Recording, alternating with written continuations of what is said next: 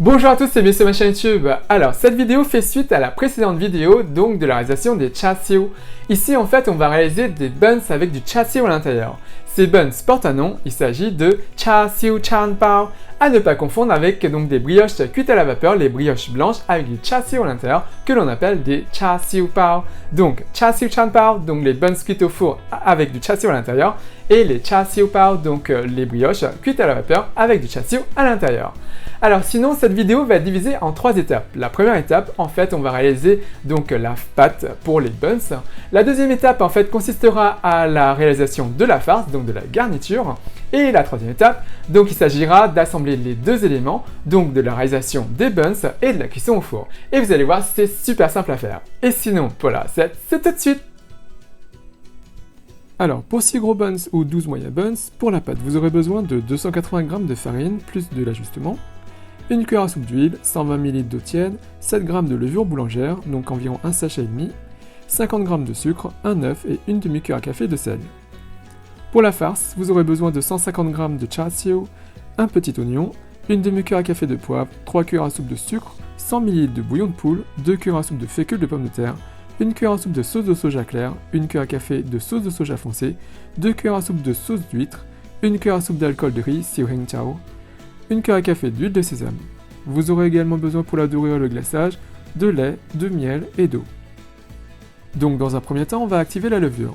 Prenez votre eau tiède et on va y mettre une cuillère à soupe de sucre de nos 50 g de sucre. On ajoute maintenant la levure boulangère. Voilà le demi-paquet et là le paquet entier. On mélange tout et le sucre va servir de carburant pour activer la levure. Ne mettez pas d'eau froide ni d'eau bouillante, mais de l'eau tiède. Et on va laisser la levure s'activer pendant 15 minutes. Concernant le bouillon de poule, mettez la fécule de pommes de terre et diluez la fécule dedans. Pour cela, il faut que le bouillon soit froid, sinon ça vous fera des grêlemons. Pour info, après l'avoir dissous dans le bouillon, il va se retrouver par la suite dans le fond du bol. Donc avant de l'utiliser, il faudra donc remélanger. Et on met ça de côté. Concernant le char siu, il s'agit d'un morceau de char siu que je vous ai présenté l'autre jour. On va le détailler en tranches, puis, une fois cela fait, on regroupe des tranches ensemble, on détaille en allumettes, puis on détaille en petits cubes. Et voilà le résultat. Pour l'oignon, on le coupe en deux, on enlève l'enveloppe extérieure, on aurait pu enlever l'enveloppe extérieure puis le couper en deux.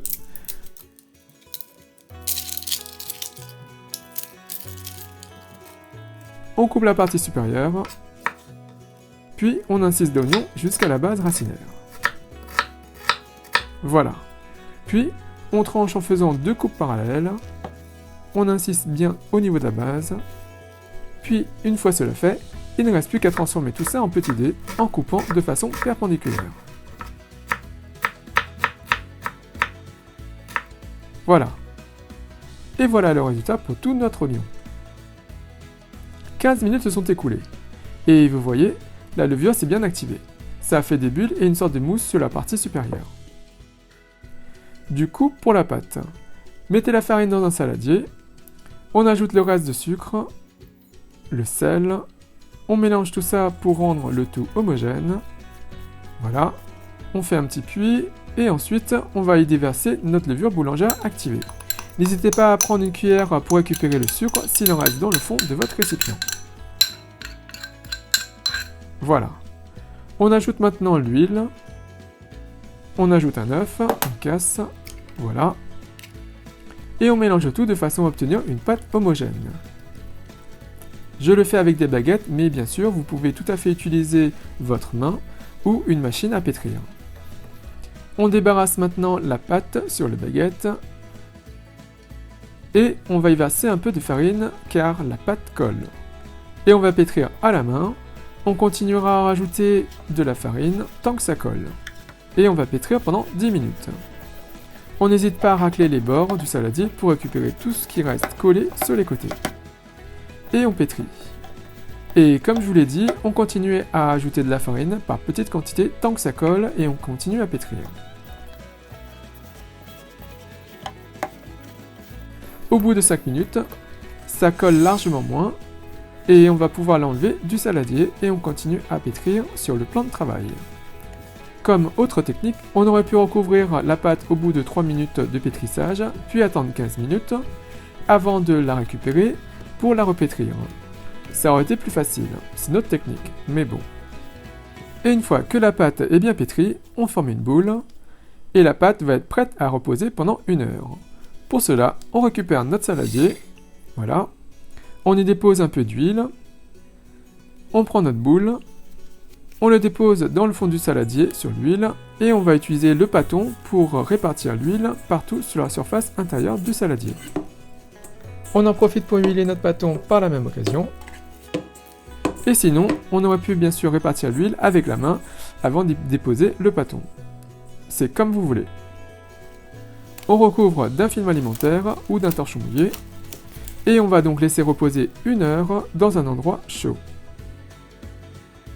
Pendant ce temps, on dépose de l'huile dans le fond d'une casserole et on porte le feu à feu fort.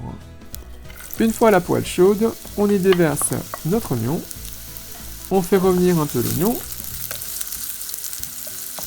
voilà, on ajoute nos cubes de char siu et on continue à faire revenir le tout.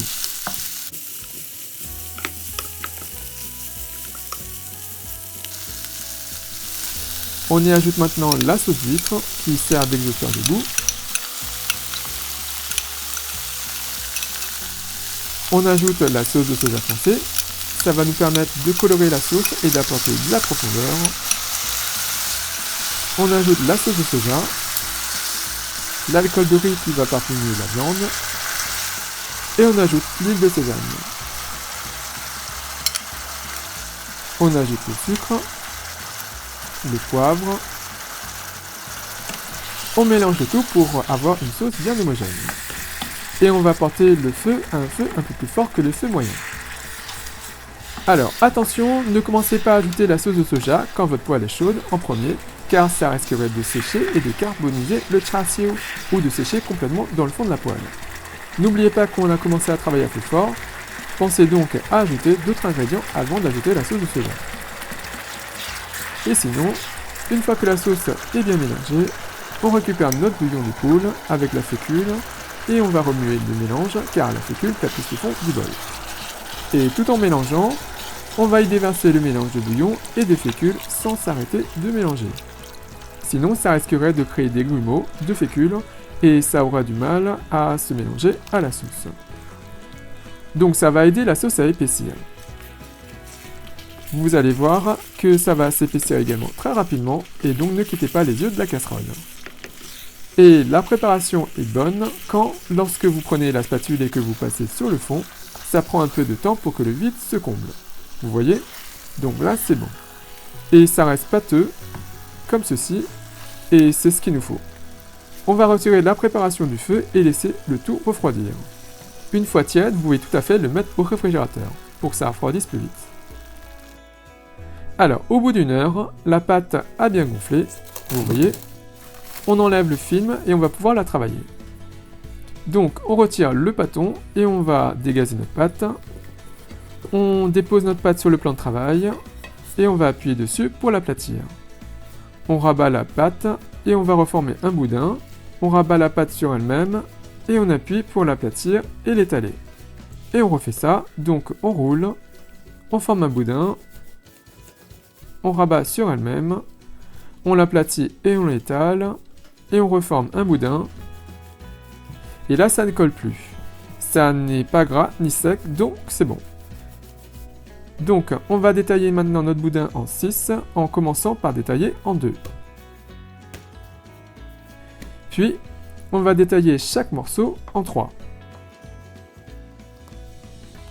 Donc on coupe. Et voilà. Ensuite, on prend un petit bâton en rectangle, on rabat les extrémités vers le centre, et on va rabattre les bords vers le centre en faisant tourner le bâton dans la main, de sorte à ce que ça nous permette d'obtenir une boule avec une surface lisse. Donc on pince, on rabat, on pince, on rabat, vous voyez. Et pour finir la boule, on pose notre boule sur le plan de travail, on forme une sphère avec la paume de la main, et on fait rouler le bâton en boule dans le creux de la paume de la main. Et ça va former une très belle boule. Et on fait la même chose avec les autres pâtons. Alors, pour information, les buns de char siu s'appellent en Chine, notamment à Canton et à Hong Kong, des char siu chan pao. Je vois sur plein de chaînes YouTube qui les appellent des char siu pao, mais c'est une erreur. Il y a une différence entre le char siu pao, qui est donc une brioche cuite à la vapeur, et le char siu chan pao, qui est donc cuite au four. En plus, l'extérieur du char siu chan pao, donc du bun, doit être brillant avec une surface sucrée. La texture doit être moelleuse, soft et fluffy, et l'épaisseur de la croûte supérieure doit être fine. La sauce doit être épaisse et brillante à l'intérieur. Si vous allez dans un restaurant et que vous commandez des char siu pao, vous aurez des brioches à la vapeur. Et si vous demandez des char siu chan pao, vous allez avoir donc les sortes de buns. Il n'y a pas d'amalgame ou d'erreur possible. Donc, si vous commandez des char siu pao en pensant que c'est des buns cuits au four, vous risquerez d'avoir des surprises. Et sinon, une fois que vous avez terminé votre boule de pâte, on récupère notre garniture froide, et vous voyez, la mixture est compacte et la sauce n'est pas liquide. On prend un rouleau à pâtisserie, on prend une boule de pâte qu'on va aplatir avec la paume de la main, et on va étaler le pâton pour obtenir un disque.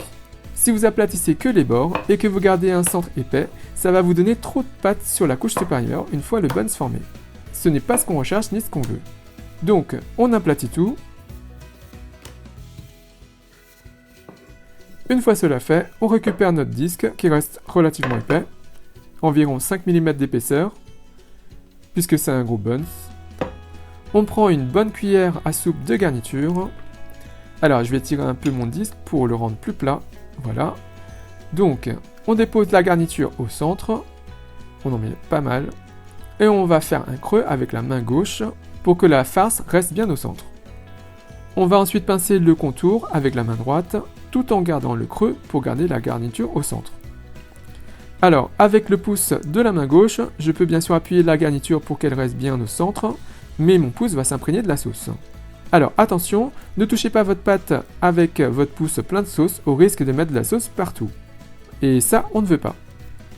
Et une fois qu'on a fini de faire le tour, on garde le pouce bien éloigné du pao et on scelle le tout.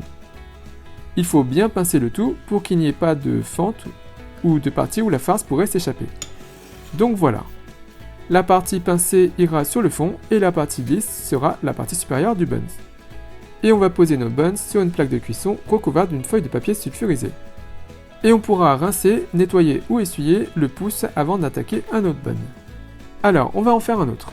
Je ne sais pas pour vous, mais il y a ceux qui aiment les char siu pao, donc les brioches cuites à la vapeur, blanches et moelleuses, avec une partie supérieure en forme de fleur qui s'ouvre un peu, ou vulgairement en forme de cul de poule. Et il y a ceux qui aiment les char siu chan pao pour le mélange sucré-salé, sucré à l'extérieur et salé à l'intérieur. Je ne sais pas de quel team vous êtes, n'hésitez pas à me dire ça dans la section commentaires en dessous. Moi, je suis plutôt char siu pao, donc cuite à la vapeur. Je peux en manger des quantités astronomiques. Mais les char siu chan pao sont également bons s'ils sont bien faits avec une couche de peau fine et une texture moelleuse. Et sinon, voilà le résultat pour le deuxième bun. Une fois que vous avez fait vos 6 gros buns, on va les recouvrir et les laisser reposer et pousser encore 15 minutes au minimum. En fait, 15 à 20 minutes, c'est bien. Et pensez qu'avant la fin des 5 dernières minutes, de préchauffer votre four à 180 degrés. Au bout des 15 minutes, on découvre et on va mettre un peu de lait dans un récipient. Là, j'utilise du lait demi-écrémé. On va utiliser le lait pour en badigeonner la surface, pour qu'elle dore et pour que le buns ait une brillance sur le dessus et un visuel bien lisse. Donc, on prend un pinceau et on badigeonne le dessus du buns. Seul le dessus est badigeonné et pas les côtés, même si vous pouvez bien sûr le faire, mais les char siu chan pao ne sont colorés que sur le dessus. C'est ce que j'ai toujours connu dans les grands restaurants à Canton ou à Hong Kong. Si vous n'avez pas de lait, vous pouvez bien sûr mettre du jaune d'œuf dilué avec de l'eau, mais ça risque de ne pas donner le même aspect visuel à la fin. C'est juste une nuance. Et une fois qu'on a fini et que le four est préchauffé, on enfourne pendant 12 minutes à 180 degrés. N'enfournez pas dans un four trop chaud car ça risquerait de gonfler trop vite et comme ça poussera trop vite vers le haut, la farce risque de sortir et de couler. Sauf si bien sûr vous n'avez pas mis beaucoup de farce dedans. Et si c'est trop chaud, vous risquerez d'avoir quelque chose de trop sec sur le dessus et non plus une texture moelleuse. Pendant que ça cuit, on va prendre notre miel et de l'eau chaude et on va juste diluer une cuillère à café bien bombée de miel dans un peu d'eau chaude. Ça va nous servir de glaçage sur le dessus. Si vous avez du maltose, vous pouvez bien sûr utiliser votre maltose en le diluant dans de l'eau très chaude. Et voilà. Au bout de 12 minutes de cuisson, on sort les buns et on va les laisser refroidir un peu. Et quand c'est encore un peu tiède, on va badigeonner le dessus avec notre glaçage. Si vous utilisez du miel, prenez un miel neutre en goût. Voilà pour le dernier. Alors, je vous montre à quoi ça ressemble de plus près. Alors, vous voyez, c'est brillant et luisant. Et quand on appuie, ça remonte. Si votre bun était trop sec et que vous auriez mis votre glaçage sucré dessus, ça aurait collé vos doigts. Et pour vous montrer l'intérieur, la croûte est très fine, mais ça reste pour autant très souple. Il y a beaucoup de garniture et la sauce est bien brillante. Et maintenant, le petit test. C'est trop bon. Vraiment trop bon. Et il ne me reste plus qu'à vous souhaiter une bonne dégustation. Donc voilà, comme vous allez voir, cette recette est super simple à faire. Donc n'hésitez pas à la réaliser et à suivre toutes les étapes et tout devrait bien se passer. Et sinon, concernant le terme de pao, alors en français on le traduit par brioche, mais c'est une erreur. En fait, le terme de pao ou le mot pao en fait ne représente pas que le terme brioche, mais a plusieurs significations. En fait, il s'agit de plutôt la signification de quelque chose qui englobe. Donc par exemple, pour dire brioche à la vapeur avec une garniture à l'intérieur, on appelle ça donc des pao, donc char siu pao ou yok pao par exemple, si c'est de la viande à l'intérieur. Mais sinon, si vous voulez dire brioche nature, on appelle ça un mantao ou mantao en mandarin, donc mantao en cantonais. Donc ça n'a pas du tout le terme de pao à l'intérieur. Et sinon, si vous allez à Shanghai, il y a une spécialité qui sont les xiaolong pao en mandarin ou les xiu long pao. En fait, ce sont comme des raviolis avec une soupe à l'intérieur, avec une garniture, donc une farce avec de la viande. C'est vraiment délicieux, mais ça n'a pas du tout la texture de brioche. Et sinon, le terme de pao est utilisé également pour dire pain. Par exemple, min pao veut dire baguette, mian pao en mandarin. Et sinon, vous allez avoir dans certaines pâtisseries ou certaines boulangeries, vous pouvez commander en fait des yoksong pao qui sont des petits pains, comme des pains au lait, avec de la viande séchée. Et c'est vraiment délicieux. Donc, ne vous trompez pas, le terme de pao ne veut pas juste dire brioche. Et donc, les char siu chan pao, en fait, ce sont des buns cuits au four avec du char siu à l'intérieur. Et sinon, si vous réalisez cette recette, n'hésitez pas à me laisser un commentaire juste en dessous à me dire ce que vous avez pensé. N'oubliez pas également de cliquer sur la petite cloche pour être notifié de la mise en ligne des prochaines vidéos. Et comme d'habitude, si vous avez apprécié cette recette, si vous avez apprécié cette vidéo, n'hésitez pas à faire un big thumbs up, à liker la vidéo, à la partager autour de vous, à vous abonner à ma chaîne YouTube, à me subscriber sur Twitter, Instagram et Facebook, à soutenir la chaîne Hey Little Jean, et moi je vous dis à très bientôt. Bye!